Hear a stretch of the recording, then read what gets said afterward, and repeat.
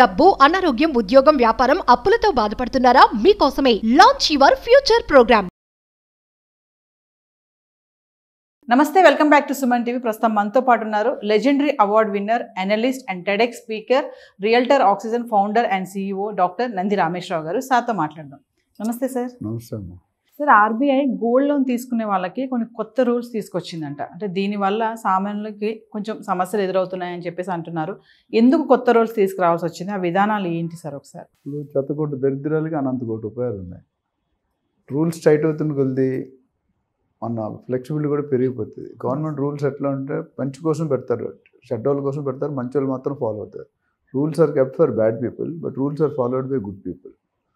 ఎందుకంటానంటే ఇప్పుడు బంగారంలో మీకు మేబీ 1-2 years బ్యాక్ ఒక ఇష్యూ అయింది. ఏంటంటే ఒక ఆయన 15 లక్షలు విలువైన బంగారం పెట్టాడు లోను.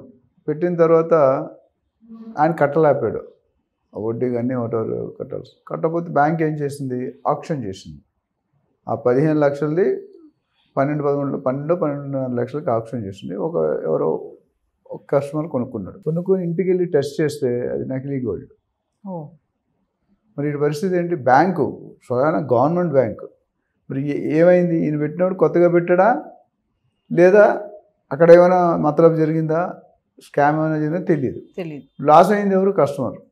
బ్యాంక్ అంటే మేము ఇచ్చినప్పుడు బాగానే ఉంది, నువ్వు వెళ్ళిపోయిన తర్వాత వచ్చాక చేంజ్ అయింది. మా దగ్గర చెప్తే బాగుంటుంది, మీరు ఎక్కడో చెప్తే బాగుంటుంది కదా అన్నాడు. ఇప్పుడు ఎవరు తప్పు? మన హైడ్రా లాగా ఉంది. ఇది బ్యాంక్ లోన్ ఇచ్చాడు, మున్సిపాలిటీ అప్రూవల్ ఇచ్చాడు, రేరా ఇచ్చాడు, అయినా సరే కూలగొట్టారు. అట్లా నేను ఏమంటే ఇలాంటివి చాలా అయినాయి. ఒక ఇన్సిడెంట్ చెప్పాను, అలా చాలా జరిగినాయి. వెయిట్లో కొద్దిగా కలిపేస్తారు, బంగారం ప్యూరిటీ తగ్గచ్చు. ఇప్పుడు అందుకే మెషిన్లు వచ్చాయి లేటెస్ట్గా. బ్యాంక్లో ఉన్నది షాపుల్లో అయితే మెషిన్స్ ఉన్నాయి. మీరు ఎస్పెషల్లీ టాటాస్ బ్రాండెడ్ GRTL వెళ్తే దే విల్ మెజర్. మిగతా చిన్న కంపెనీలు కూడా పెట్టారు. సో ఇప్పుడు RBI ఏముంటుందంటే దీని మీద లోన్ 2 లక్షల కంటే ఎక్కువ ఇచ్చినా, 2 లక్షలు ఇచ్చినా ఎన్ష్యూర్ చేసుకోవాలి that gold belongs to you. అంటే మీ ఫ్యామిలీ అంటే మీ బిల్లు ఉండాలి. బిల్లు అయితే మీకు లోన్ ఇయ్యరు. అంటే గోల్డ్ లోన్ పెట్టడానికి వచ్చిన వ్యక్తి ఆ బంగారం అతందా కాదా అనేది ఫ్యామిలీ ఎవరిదే ప్రూవ్ చేయాలి, కన్ఫర్మ్ అవ్వాలి. వైఫ్ హస్బెండ్ ఎవరి పేరు ఉంటే మీరు లోన్ తీసుకుంటారు, మీరు ప్రూవ్ చేయాలి. ఈ బంగారం 10 సంవత్సరాల మంది ఇంత కొనుక్కున్నాను, ఇది బిల్ అని. ఆ బిల్లు చూపించాలా సార్? బిల్లు చూపించాలి.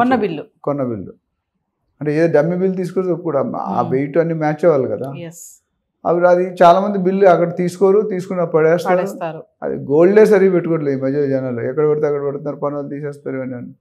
ఇక్కడ ఏమైందంటే అది స్టిక్ చేశాడు. అట్లనే గోల్డ్ బిస్కెట్స్ అట్ల మీద ఇవ్వనని చెప్పాడు. గోల్డ్ బాండ్స్ గవర్నమెంట్ బ్యాంకులు ఇప్పుడు ఒకసారి యూనియన్ వేరే బ్యాంకుల్లో రిలీజ్ అవుతాయి. అవి కొనుక్కుంటేనే. సో నాణ్యత మీద కూడా ఒక కండిషన్ పెట్టారు. మీరు ఇచ్చే బంగారం ఎంత క్వాలిటీ ఉంది, ఎవరి పేరున ఉంది, ఎంత సార్లు మీరు హోల్డ్ చేస్తున్నారు. ఇంకోటి ముఖ్యంగా RBI దీని మీద ఎందుకు ఫోకస్ చేస్తుంటే గోల్డ్ వాల్యూ మనం చూసాం గత 6 నెలలుగా 30-40% పెరిగిపోయింది. దానివల్ల ఏమవుతుంది, లోన్ తీసుకునే వాళ్ళు ఎక్కువైపోయారు. అంటే అంతకుముందు 50,000 ఉన్న బంగారంతో 1,00,000 అయిపోయింది తులం. అంటే ఈ బంగారు రేటు పెరగడంతో గోల్డ్ లోన్ పెట్టే వాళ్ళది కూడా ఎక్కువైంది అంటారా? ఇప్పుడు ఎక్కువైంది డెఫినెట్. ఎందుకంటే అవకాశం ఉంది, తర్వాత కడతాడా లేదా సెకండరీ మ్యాటర్. దానివల్ల ఏమవుతుంది, బ్యాంకుకి ప్లస్ NBFC ఉంది, national non banking financial corporation, వాళ్ళు ఇంకా స్ట్రిక్ట్ చేస్తారు. బ్యాంక్ కొద్ది లెవరేజ్ NBFCస్కి లేదు. సో వాళ్ళు ఒకవేళ ఈ రూల్స్ ఫాలో అయిపోతే బ్యాంక్రప్ట్ అయిపోతారు. తీసుకొని ఎగ్గొట్టారు అనుకోండి, కొనేది 50,000 బంగారం ఇప్పుడు 1,00,000 అయింది అంటే డబుల్ అవుతుంది. 50,000కి 20,000 లోన్ వస్తాయి, ఇక్కడ 40,000 వస్తుంది, depending on the situation. So వాళ్ళు ఏమంటారంటే మీరు తీసుకునేటప్పుడు ఖచ్చితంగా if you are not able to prove that this gold belongs to you, then you will not get the loan. Quality check, నాణ్యత. కొన్ని ఆర్నమెంట్ లోన్ ఇస్తున్నారు, కొన్ని బిస్కెట్స్. గోల్డ్ బిస్కెట్ అంతకుముందు లోన్ ఇచ్చారు, ఇప్పుడు లోన్ ఇవ్వరు, ఓన్లీ ఆర్నమెంట్స్. అట్లనే దానికి కూడా సరైన ఇన్ఫర్మేషన్ ఉండాలి. ఎక్కడ కొన్నారు, ఎప్పుడు కొన్నారు, ఎలా కొన్నారు, ఏ క్యారెట్ కొన్నారు, ఎంత వెయిట్ కొన్నారు ప్రూవ్ చేయాలి. ఒక 0.5 grams ఇటు అటు మారచ్చు, కానీ మొత్తం అయితే మరి 20 తులాలు తీసుకున్నాను అనుకోండి, ఎంత 200 గ్రాములు. 200 గ్రాములో 1-2 grams అరిగి, లేకపోతే మొత్తం అంతా ఉండాలి కదా.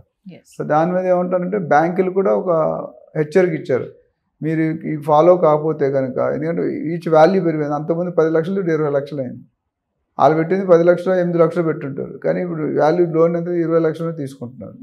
So that means they are taking bulk. వాళ్ళు ఇవ్వకపోతే ఈ ట్రెండ్ ఎప్పుడంటే గోల్డ్ రేట్ పెరిగిందంటే ఎక్కువ, అంతకుముందు కూడా లోన్స్ ఉండేవి, యావరేజ్గా ఉండేవి. ఇప్పుడు లోన్స్ బాగా విపరీతంగా పెరిగాయి. హౌసింగ్ లోన్ లాగా అయిపోయింది గోల్డ్ లోన్ కూడా. అంటే సార్ లోన్ పెట్టే వాళ్ళు కూడా ఈ ఆలోచనతో ఉంటారా, పెరుగుతుంది కాబట్టి మనకు డబ్బులు ఎక్కువ వస్తాయని పెట్టేయడం, కట్టడం లేదనే తర్వాత విషయం. ఇప్పుడు మీరు కార్ చూడండి, మీరు మాదాపూర్ హైటెక్ సిటీ వెళ్తే ప్రీ ఓన్డ్ కార్స్ ఉన్నాయి. ఏంటి, కార్ తీసుకోవాలా, 50,000 లక్ష పెడితే కార్ ఇచ్చేస్తాడు, బెంచ్ కార్ కూడా ఇచ్చేస్తాడు. తర్వాత 3 గంటలు సోకు తిరగాల, దాన్ని ఈఎంఐ కార్డు అడుగు సరెండర్ చేస్తాడు. అప్పుడు ఎలా వస్తుంది మరి, అమ్ముకోవాలి, అమ్ముకుంటే లాస్ వస్తుంది, మరి కంపెనీ లాస్ అయిపోతుంది కదా. అందుకని ప్రీ ఓన్డ్ కార్స్ ఎక్కువ. అంతకుముందు 1, 2 ఉండేది, 10, 12 షాపులు ఉన్నాయి ఒకే ప్లేస్లో. మీరు 100 ఫీట్ రోడ్డుకి వెళ్తే అవే ఉంటాయి, జూబ్లీ రిచ్ హోటల్ దగ్గర. సో రోడ్డుకి ఇటు అటు అంటే అంత బిజినెస్ ఉంది. అంటే డిఫాల్టర్స్ ఎక్కువైపోయారు. 2 వీలర్స్ కానీ 4 వీలర్స్ కానీ పెద్దవి కానీ అన్ని బ్రాండ్ అంటే బెంజ్, మెర్సిడీస్, తర్వాత BMW, ఆడి, పోర్షే, ల్యాంబోర్గిని, ఇవన్నీ పెద్ద పెద్ద కార్లు. అంటే ఒకటి 1 కోటి రూపాయలు, 2 కోట్లు, 3 కోట్లు, వాళ్ళు కూడా డిఫాల్ట్ అవుతున్నారు. ఇన్ఫ్యాక్ట్ వాళ్ళే ఎక్కువ డిఫాల్ట్ అవుతున్నారు. మిడిల్ క్లాస్ పర్సన్కి భయం ఉంటుంది, ఇవ్వకపోతే ఏమవుతుందని. ఇలా లేదు. సో అందుకని ఇవన్నీ ఏంటంటే గవర్నమెంట్ ఈజ్ కంట్రోలింగ్, అంటే their job is to protect the public. అట్లా అని బ్యాంకును కూడా వదిలేదు. బ్యాంకును కూడా ఇద్దరికి విన్ విన్ సిచ్యువేషన్ ఉండాలి. మీరు తీసుకుని అమ్ముతూ ఉంటే కూడా మీకు డబ్బులు రాగలగాలి, సేమ్ వాల్యూ రావాలి. అందుకనే 100% ఇవ్వరు. వాల్యూ ఎంత ఉందో దానికి 50-60% మాత్రం ఇస్తారు. అంటే స్కామ్స్ జరుగుతున్నాయి కాబట్టి ఈ విధానాలను తీసుకురావడం జరిగింది అనుకోవచ్చు అంటారా? అబ్సల్యూట్లీ. అందుకే, ఎందుకంటే మనకి కోర్టుకి వెళ్తే చెక్ బౌన్స్లు, డైవర్స్లు, లోన్ ఫర్ డిఫాల్ట్స్ ఇవే ఉన్నాయి. లోన్ డిఫాల్ట్ చాలా మంది, credit card defaulters, loan defaulters, housing loan defaulters, especially automobile. రౌడీలు పెట్టి కలెక్షన్ టీమ్ సపరేట్ ఉండేవాడు. నయాన్న భయాన్న బెదిరించి తీసుకొస్తాడు, లేకపోతే కారు ఎత్తుకొస్తాడు, లేకపోతే ఇంట్లో సామాన్లు ఎత్తుకొస్తాడు, లేకపోతే మనుషులను ఎత్తుకొస్తాడు, రకరకాలుగా. సో కోర్టులో 50% తగ్గిపోతుంది ఇవి కానీ కరెక్ట్గా ఉంటే. ఎందుకంటే చెక్ బౌన్స్ ఎప్పటికీ జరుగుతున్నాయి.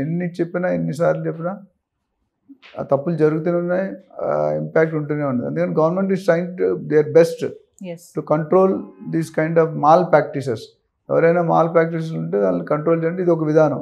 అంటే ఇంతకుముందు అడిగేవారు కాదు, ఎక్కడ కొన్నా ఉందా పత్తులలో ఎంత, ఇప్పుడు ఏంటంటే ప్రికాషన్, ఇచ్చే ముందు ఒరిజినల్ నకిలీయా, ప్రూఫ్ ఉందా, ప్రూఫ్ ఉంటే ఎక్కడ కొన్నావు, ఎప్పుడు కొన్నావు, ఎంతకాలం నీ దగ్గర ఉంది, అవన్నీ కూడా పరిశీలిస్తారు. వాల్యూ గురించి అడుగురు. ఇంటి 10 సంవత్సరాల ముందు వాల్యూ తక్కువ ఉంటుంది కదా value, but proof of purchase that your purchase from X shop at this time this year, అది ఉంటే అదొక ప్రూఫ్గా చూస్తున్నారు. అండ్ ఎవరు అయితే వెళ్తున్నారో ఎవరైతే లోన్ తీసుకోవాలో వాళ్ళ పేరునే ఉండాలి. ఫ్యామిలీ అంటే మళ్ళీ అఫిడవిట్ అడుగుతారు, ప్రూఫ్ మీకుంది, మీ ఆయన తీసుకుంటే మీరు అఫిడవిట్ వాళ్ళు మా హస్బెండ్ అని చెప్పండి. పెళ్ళైనప్పుడు అదే కార్డు తీసుకుని అట్లా గుర్తొచ్చింది, మీరు ఒకరు అఫిడవిట్ ఇవ్వాలి, షీఈ్ మై వైఫ్ అన్నా లేదా హీఈ్ మై హస్బెండ్ అని. అట్లా వేరే పేరు లోన్ తీసుకుంటే మాత్రం they should prove that it belongs to them. మరి బంగారం ధరలు చూసుకుంటే మరి 90,000 ఉన్నప్పుడు మనం మాట్లాడుకున్నాం, మరి ఈరోజు 1,00,000 దాటేసింది బంగారం ధర. అంటే పెరగడానికి గల కారణాలు ఏంటంటారు? 1,00,000 చిల్లరలో నడుస్తుంది ఇప్పుడు బంగారం. అది ఎప్పుడో మనం 6 నెలల ముందే చెప్పాం కదా, 75-80,000 నేను చెప్పాం 1 lakh రీచ్ అవుతుంది. నేను యాక్చువల్లీ 9 నుండి 12 నెలలు అనుకున్నాం, చాలా క్విక్గా 6 నెలల్లోనే వచ్చేసింది. సో ఇంపాక్ట్ అనేది మనం చాలాసార్లు చెప్పుకున్నాం. 1, 2 ఫ్యాక్టర్, 4-5 ఫ్యాక్టర్లు ఉంటాయి. First US economy, inflation rate, central bank reserves ఉంటాయి, అంటే political wars, government policies, import tax effect. So ఇట్లా ఇవన్నీ కూడా రాజు చావుకు 100 మంది కారణం అన్నట్టు అన్ని కారణాలు, ఒకటి కాదు. And bilateral relation between country to country, immigration. యుఎస్లో నాకు తెలిసి ఆల్ ఇండియాలో పేరెంట్స్ కంటే 50,000 కోర్స్ ఈ ఏడాది మిగిలిపోయిందంట. అంటే ఎవరు వెళ్ళట్లేదు. ఇప్పుడు అమెరికాకి వెళ్ళమంటే people are not so happy to go to America. ఎందుకంటే నిన్న కూడా కొంతమంది పంపించారు, రకరకాల వేల మంది వెనక్కి వస్తున్నారు. అక్కడికి వెళ్ళి ఏం చేస్తారు? ఇప్పుడున్న యంగ్ జనరేషన్ నేను మాట్లాడుతుంటే దే నాట్ షోయింగ్ ఇంట్రెస్ట్. ఇద్దరు అమెరికా కంటే ఇక్కడే పోయి అలాంటి సాలరీస్ ఇక్కడ కూడా వస్తున్నాయి, అవే కంపెనీస్ కదా. అక్కడికి వెళ్ళినా టాటాసే, ఇక్కడికి వెళ్ళినా టాటా, అక్కడైనా ఇన్ఫోసిస్, ఇక్కడైనా. బట్ ఏంటంటే ఇక్కడ స్టెబిలిటీ ఉంటుంది. అక్కడ ఎప్పుడే డెసిషన్, ఇప్పుడు ఇరాన్, ఇరాక్, ఇజ్రాయెల్, యుక్రెయిన్, ఇవన్నీ కూడా, రష్యా, కొట్లాడుకుంటే ఏమో ఎవడు రాడు అక్కడికి. అంటే సార్ కొంతమంది చెప్తున్నారు తులం బంగారం 2 లక్షల వరకు కూడా వెళ్ళే ఛాన్సెస్ ఉన్నాయి అంటున్నారు. వెళ్తుంది అంటారా? అది టూ ఎర్లీ. పెరిగితే కానీ 2 lakhs అనేది ఐ డోంట్ అగ్రీ 100 అవుతుంది, బట్ స్లోగా అవుతుంది. అంత 2 lakhs 1 lakh రావడానికి మనకి ఎన్ని సంవత్సరాలు పట్టింది? మేబీ అంత టైం పట్టబోయే, బట్ అంత స్టీప్ ఇంక్రీజ్ ఉండదు. మధ్యలో కొద్ది డ్రాప్ అవుతుంది కూడా, మధ్యలో మీరు చూసి కొద్ది డ్రాప్ అవుతుంది. అదే డబ్బులుంటే గోల్డ్ కొనుక్కోవడం ఎప్పటికైనా మంచిది. ప్రతి ఇంట్లో కూడా పావు కేజీ 1 kg బంగారం మినిమం ఉండదు. పెద్ద పెద్ద ఇంట్లో కేజీలు కాదు టన్నులు ఉంటాయి, అది వేరే సంగతి. బట్ యావరేజ్ మీలాంటి వాళ్ళు 4 కనీసం 4 మీలాంటి కాకుండా పెట్టుకుంటే ఎమర్జెన్సీ క్యాషబుల్ ఈజీ లిక్విడ్ వస్తుంది, మిగతా ఏవి కూడా రావు. ఇన్వెస్ట్మెంట్ పర్పస్ గా చూసుకుంటే సార్ ఈ టైంలో గోల్డ్ పైన పెట్టడం అనేది, అంటే స్టాక్ మార్కెట్, మ్యూచువల్ ఫండ్స్, ఇన్ని సెగ్మెంట్స్ ఉన్నాయి కదా, గోల్డ్ పైన ఈ టైంలో ఇన్వెస్ట్మెంట్ అనేది ఎంతవరకు కరెక్ట్ అంటారు? నేను అంతకుముందు చెప్పాను, real estate, gold, stock market, mutual funds. అదే రియల్ ఎస్టేట్లో ఎప్పుడు కూడా స్థిరాస్తిలో స్థిరంగా పెరుగుతుంది. గోల్డ్లో 80% పెడితే 10-20% డ్రాప్ అయ్యే. ఇప్పుడు మనం కూడా చూసాం, 1,00,000 నుండి 93,000, 95,000, 97,000 కొట్టుకుంటుంది. 1,03,000, 1,04,000 వెళ్ళింది, మళ్ళీ అక్కడ నుండి 92, 93 వచ్చింది. రియల్ ఎస్టేట్లో డ్రాప్ అనేది తక్కువ కదా, ఒక టైంలో స్లో ఉండొచ్చు గ్రోత్ రేట్ కొన్ని ఏరియాల్లో. స్టాక్ మార్కెట్ ఆల్వేస్ రిస్కీ, ఎందుకంటే మీకు నాకు అవగాహన లేదు. గోల్డ్కి అవగాహన, డబ్బులు ఉంటే చాలు, బట్ స్టాక్ మార్కెట్ అవగాహన ఉంటేనే అవుతుంది. మీరు మానిటర్ చేయాలి, ఎప్పుడు పడిపోతుంది. 1 minute ఎనీథింగ్ కెన్ హ్యాపెన్. 10 కోట్లు 5 కోట్లు అవచ్చు, 5 కోట్లు 50 కోట్లు అవచ్చు, డిపెండ్స్. కొన్ని లక్షల కోట్లు. సార్ మామూలుగా చూసుకుంటే బంగారం ఇప్పుడు లక్షలో ఉంది కదా, ఒకేసారి తగ్గాలి అంటే ఎలాంటి కారణాలు వస్తే తగ్గుతుంది సార్? Reserves, excess reserves. ఇప్పుడు డిమాండ్ వర్సెస్ సప్లై.